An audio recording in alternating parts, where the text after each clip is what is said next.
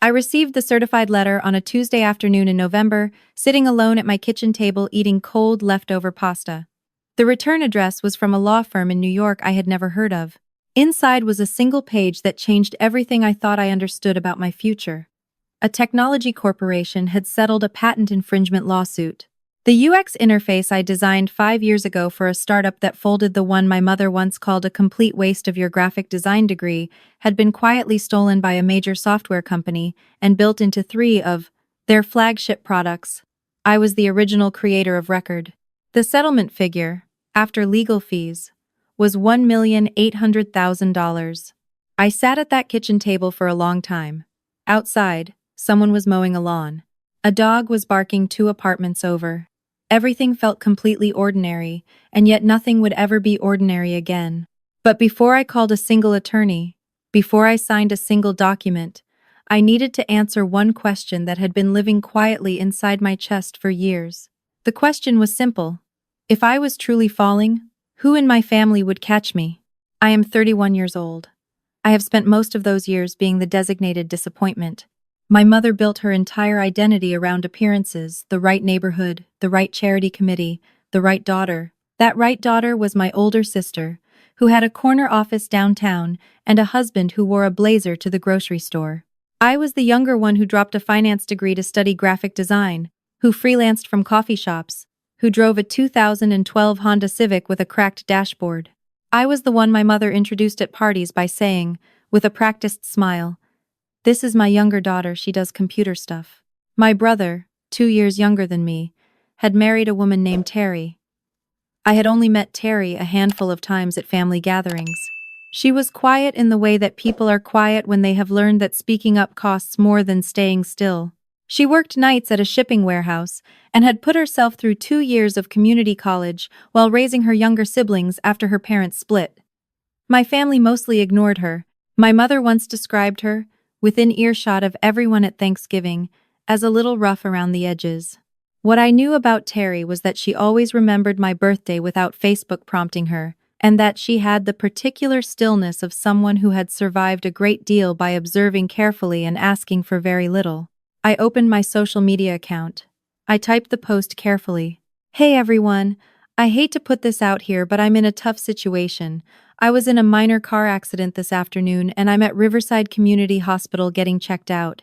I'm okay, but my freelance health insurance lapsed last month because of a billing error on the insurance company's side, and the hospital needs a $600 deposit before they can authorize the imaging they want to run. If anyone can Venmo me anything at all, even $20, I would be so grateful.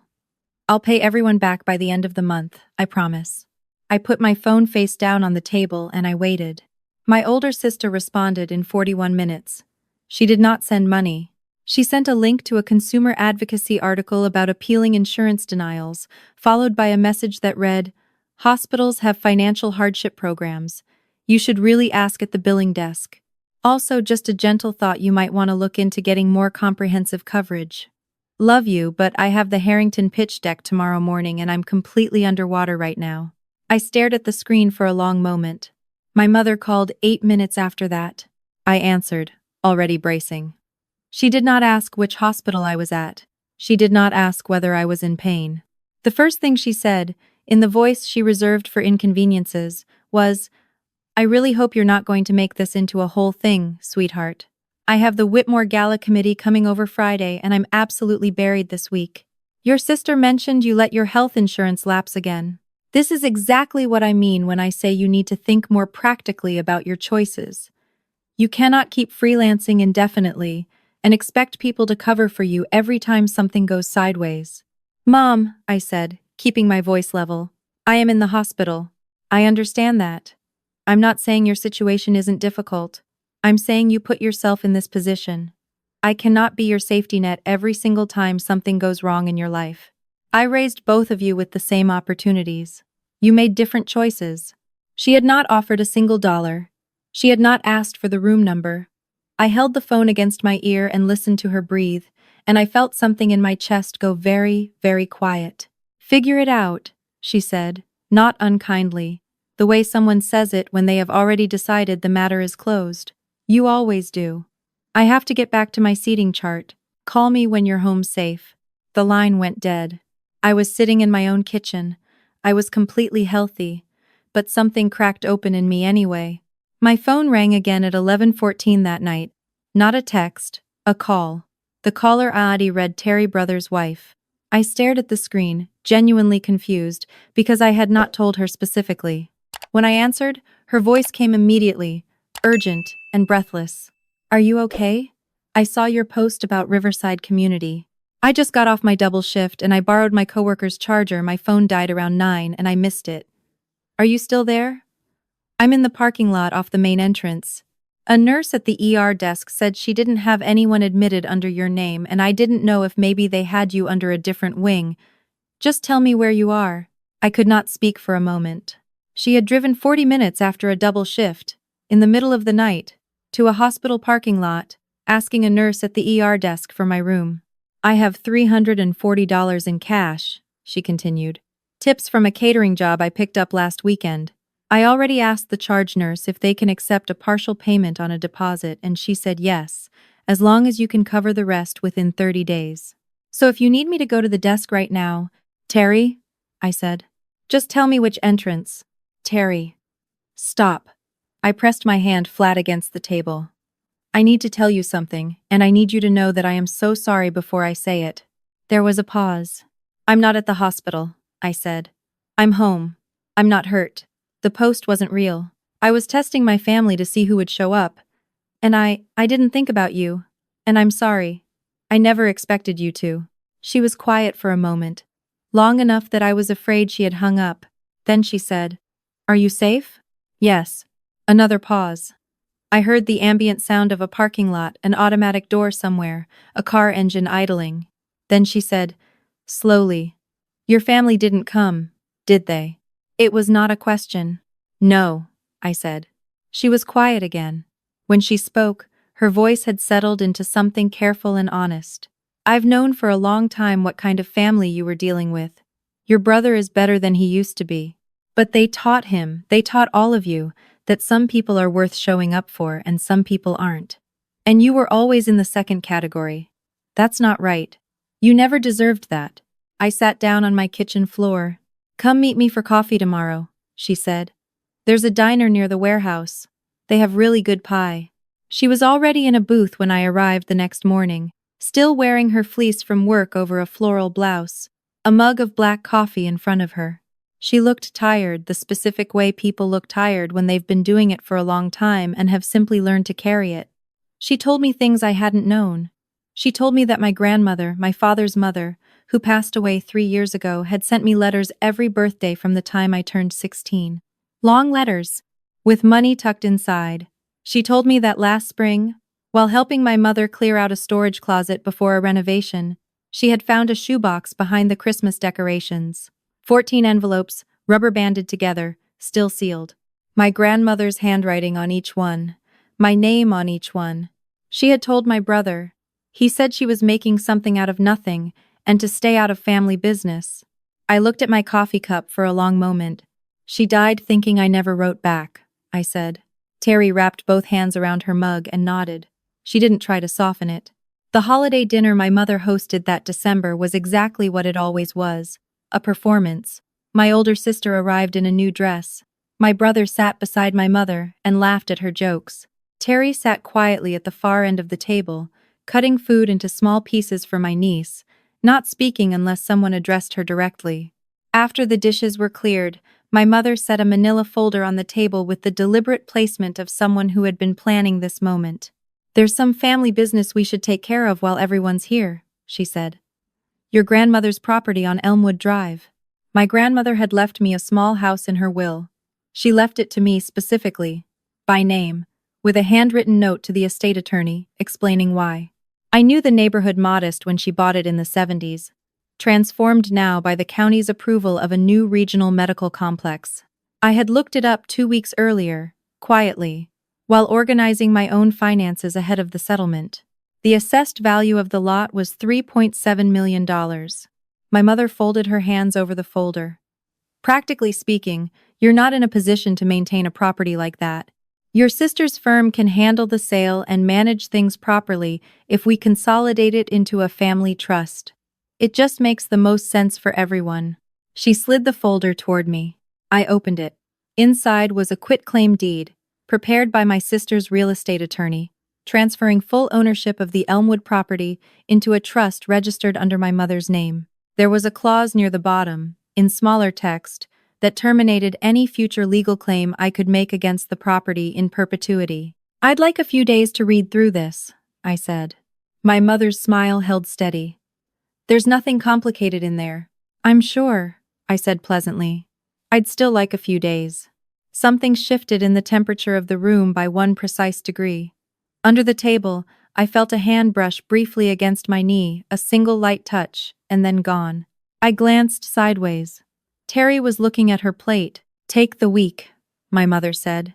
I took the folder directly to a real estate attorney the following morning. His name was Gerald Marsh. He read the deed in 4 minutes and set it down. "There's a clause here that eliminates any future legal claim you might make against the property or its proceeds, permanently," he said. "If you sign this, you have no standing regardless of how the trust is managed or dissolved." "Is that standard?" I asked. "It is not," he said. I told him about the settlement. I told him everything. He referred me to a forensic accountant and an investigator he worked with regularly. I authorized a complete financial review of my mother's accounts, my sister's business, and the full title history of the Elmwood property. I had 6 days.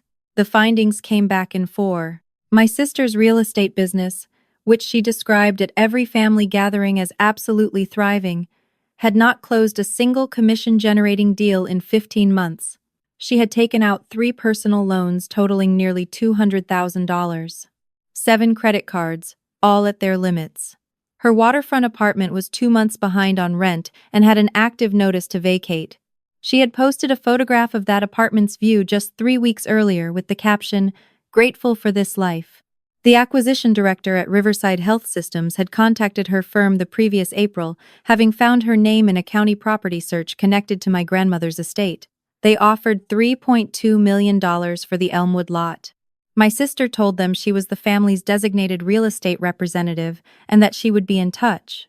She had not told me any of this. But the detail that made me set the folder down and look at the wall was something else entirely. 8 months ago, my mother had taken out a second mortgage on her condominium, $280,000, listed on the paperwork as home improvement funds. Gerald's accountant cross-referenced the county permits office. No permits had been filed for any renovation on that property in 3 years. The funds had been transferred in 2 installments to an account registered under my sister's business name. My mother had not borrowed against her home to renovate it. She had borrowed against her home to quietly bail out her golden child. The loan was now past its deferred window. The interest was compounding against a fixed retirement income. The only asset large enough to clear it was the property sitting on Elmwood Drive. They were not consolidating my grandmother's house for my benefit. They were saving themselves with my inheritance, and the deed clause was designed to make sure I could never come back once I understood what I had signed away. I thought about the shoebox. 14 envelopes with my name on them. I called Terry. She met me at the diner that same evening. I put the settlement letter on the table between us. She read it, set it down, and looked at me with the expression of someone absorbing a large piece of information very carefully. "Oh my God," she said quietly. I told her about the deed. I told her what the investigation had found. I watched her face move through surprise and then a particular kind of exhaustion, the recognition of something you suspected being confirmed as true. "What are you going to do?" she asked. "I'm going to the meeting," I said. "I'm going to let them think they won, and then I'm going to show them exactly what they were dealing with." She was quiet for a moment. "I want to be there." "I was hoping you'd say that," I said. "Wear something you feel powerful in." She laughed once, quick and surprised. "I don't really own anything like that." "You will by Friday," I said. My mother chose my sister's downtown office for the meeting her territory, her glass and chrome conference room on the 12th floor, a space designed to communicate that some people belonged at the head of the table and some people did not. My mother arrived first, pearl earrings and a wool blazer. My sister was already seated, hands folded, her expression that of someone about to close a very routine deal. My brother stood by the window with his arms crossed. Then Terry and I walked through the door. My brother straightened the moment he saw his wife. His eyes moved to the deep emerald dress, the clean heels, the calm set of her shoulders. "What is she doing here?" he said. "She's with me," I said, and sat down. My sister slid the deed to the center of the table. She placed a pen on top of it and folded her hands. "We gave you the week you asked for," she said. "I hope you used the time well." "I did," I said. "Then let's get this finished. I have a call at noon." I looked at the deed. I let a silence stretch out. Then I said, "Before we do anything, I have a question.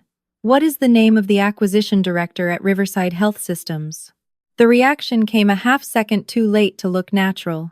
A small stillness in my sister's hands. A slight contraction around her eyes. "I don't know what you're referring to," she said. "They contacted your firm last April," I said, "about the Elmwood property. They wanted to purchase it as part of the medical complex expansion. They offered $3.2 million. You told them you were the family's real estate representative and would be in touch." The room went very quiet. My mother looked at my sister. My sister was looking at me, and for the first time I could remember, her composure had a visible fracture in it. "That conversation was purely preliminary," she said carefully. "Nothing was finalized. I was going to bring the full picture to the family at the appropriate time. After I signed the deed," I said, "once the property was already in the trust under your management, so you could take the commission and use the proceeds to clear the $190,000 in personal loans you've taken out in the past year." My brother pushed off the window.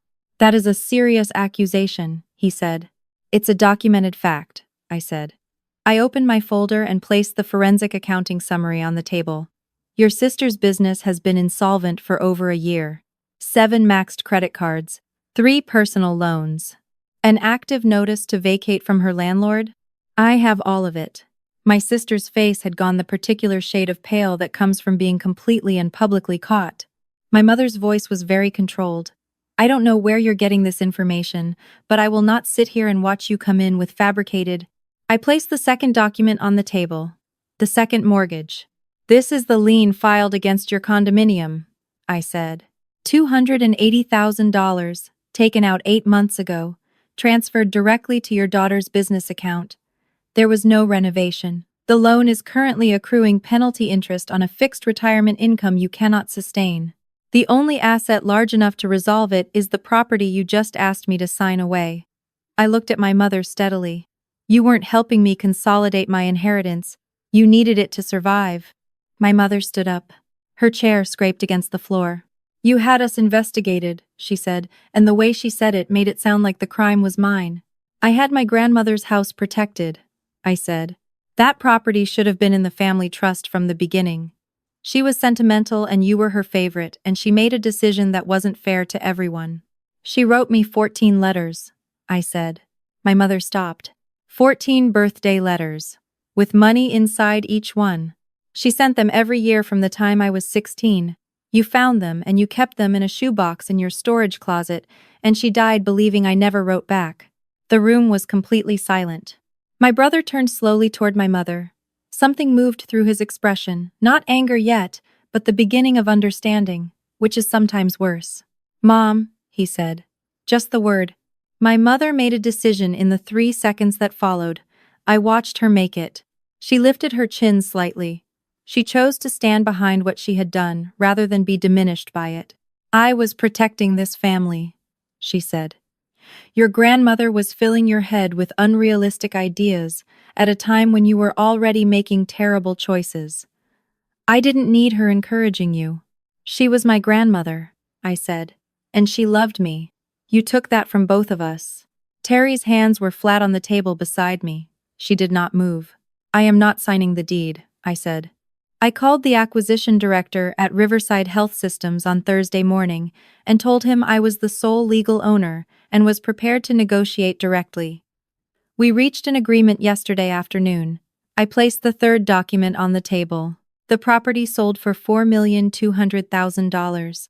The closing is complete, and the funds are already in my account. My sister made a sound I had never heard from her before. It came from somewhere behind her sternum, involuntary and short. 4 million. She stopped. pressed her hand over her mouth. Her eyes moved around the table to my mother, who had looked away, to my brother, who was staring at the floor, and in that moment, she understood that there was no one left to carry her. I did not accept the 3.2 million they initially offered, I said, looking directly at her. I negotiated them up. Because when you represent yourself instead of letting someone else do it on your behalf, you can do that. My sister said nothing. She looked down at the table for a long moment, and then she just quietly picked up her bag and walked out, very fast, looking straight ahead. The door swung closed behind her. My mother pulled herself together the way she always had through sheer force of practiced dignity. She smoothed her blazer. She picked up her handbag. She looked at me with the particular expression I recognized from childhood, the one that communicated very clearly that she had already placed me in a category, and nothing I did would move me out of it. I want you to know, she said, that this is the end. Don't call me. Don't come to my home. You have made it clear that you have no interest in being part of this family, and frankly, I am done pretending we ever had a relationship worth saving. She walked to the door. She paused with her hand on the handle. I hope it was worth it, she said. And she was 1 second from leaving, 1 second from her final exit, when I spoke. Figure it out, Mom, I said quietly. She turned around. That's what you told me. When I called you from the hospital. You said, figure it out. You always do. So figure out the mortgage. Figure out the interest. I didn't create your debt and I'm not going to absorb it. I love you. I mean that sincerely. But love is not the same as owing you my silence about 14 letters my grandmother sent me, or signing over a $4 million property so your golden child can avoid consequences for her own choices. I held her gaze until she looked away. I hope you find your way through it. I genuinely do. My mother walked out. She did not look back. My brother stayed by the window for a long moment after the room emptied. He did not look like his usual self. He looked like someone who had been slowly arriving at a realization for a very long time and had finally, in this room, run out of road. He turned around. He looked at Terry. I didn't know about the letters, he said. I know, I said. I believe you. He looked at his wife for a long moment, really looked at her, the way people look at someone when they're seeing something they should have been seeing all along, and Terry looked back at him, steady and patient, and entirely without performance. I'm sorry, he said. He said it to both of us. Then he left quietly to make some calls in the hallway, and Terry and I sat alone in the conference room. The city moved below us through the glass. Somewhere across town, my mother was probably already reshaping the story into one where she was the wronged party. I found I didn't have the energy left to be angry about it. I was just tired. The specific, clarifying exhaustion of someone who has spent years contorting herself into whatever shape might finally be enough to be loved by people who had already decided she wasn't. That was one of the bravest things I have ever watched someone do, Terry said. You drove 40 minutes after a double shift, I said, and stood in a hospital parking lot with your catering tips asking about partial payments. Don't lecture me about brave. She smiled. It changed her entire face. I thought about how rarely I had seen it at family gatherings, how carefully she had kept herself contained, surviving by taking up as little space as possible. I pulled the leather folder from my bag and held it out to her. She didn't take it immediately. What is this? Open it, I said. She opened it slowly. Inside were 2 documents. The first was a cashier's check. Gerald and I had calculated it carefully the night before. The total value of all 14 of my grandmother's letters, each one documented in the shoebox by its contents, plus 14 years of modest interest, plus a number I had added simply because I wanted to. $43,000. Terry looked at the check. She looked up at me. That's from my grandmother, I said. Money she sent me that I never got to receive. I want it to go to you. Because you were the one who found those letters, and you were the one who drove to that parking lot, and you were the one who told me the truth when nobody else would. I think she would have liked you very much. Terry pressed her lips together. A tear reached her cheek before she caught it with the back of her hand. There's a second document, I said. She turned the page. It took a moment for her to understand what she was looking at. When she did, her breath caught audibly. It was a lease agreement, 12 months, fully prepaid, for a 2-bedroom apartment in a secured building, laundry on every floor, good school district, 12 minutes from her warehouse job. Gerald had handled the paperwork that morning. Her name only. No one else's. It's yours, I said. If you and my brother work things out, wonderful. If you need your own space while you figure that out, this is yours. You have a place that is always and only yours. No one can lock you out of it. She could not speak. You showed up, I said. That's all you did. You showed up when nobody else would. I was told my whole life that I wasn't worth showing up for. And you drove through the middle of the night and stood in a parking lot and asked a nurse about partial payments. I will never stop thinking about what that meant. She cried then. The way people cry when they have been holding something in a container that has finally given out, not from grief, exactly, but from the release of something heavy that had been carried for a very long time. I sat beside her and did not rush it. Outside the glass, the city continued its ordinary, enormous life, full of people in rooms just like this one, finding out who actually loved them. When she finally lifted her head, the fear that had lived quietly behind her eyes for as long as I had known her was gone. In its place was something open and bright and entirely her own. "What do I do now?" she said, half laughing through the last of it. "We go get breakfast," I said. "Real breakfast. Eggs, coffee, something with too much butter. And then we figure the rest out as we go." I claimed the settlement the following week. The land sale closed the same afternoon. My mother did not call. My sister sent a single text 3 weeks later asking if I would consider a small loan to cover a lease dispute. I read it once, put my phone face down on the table, and did not respond. Some doors close not because they are locked, but because you have finally, quietly, stopped standing in front of them, waiting to be let in. True family is not the people who share your last name. It is not the people assembled at the holiday table. It is the person who drives through the dark with their last $40 and stands in a hospital parking lot asking a nurse your name. I found mine. I almost didn't recognize her because nothing in my upbringing had ever suggested I deserved her. If you have someone in your life who has shown up for you the way Terry showed up for me, tell them today. Don't wait for a crisis to find out who's really there. And if you are the person who keeps showing up for people who never show up back, you deserve someone who drives through the dark for you too. Have you ever had a moment where a person outside your immediate family treated you better than your own blood? Or a time you realized the person everyone overlooked was the only real one in the room? Tell me your story in the comments below. And if this one hit close to home, please share it with someone who needs to hear it. I'll be right here. Don't forget to subscribe to Recovery Stories for more.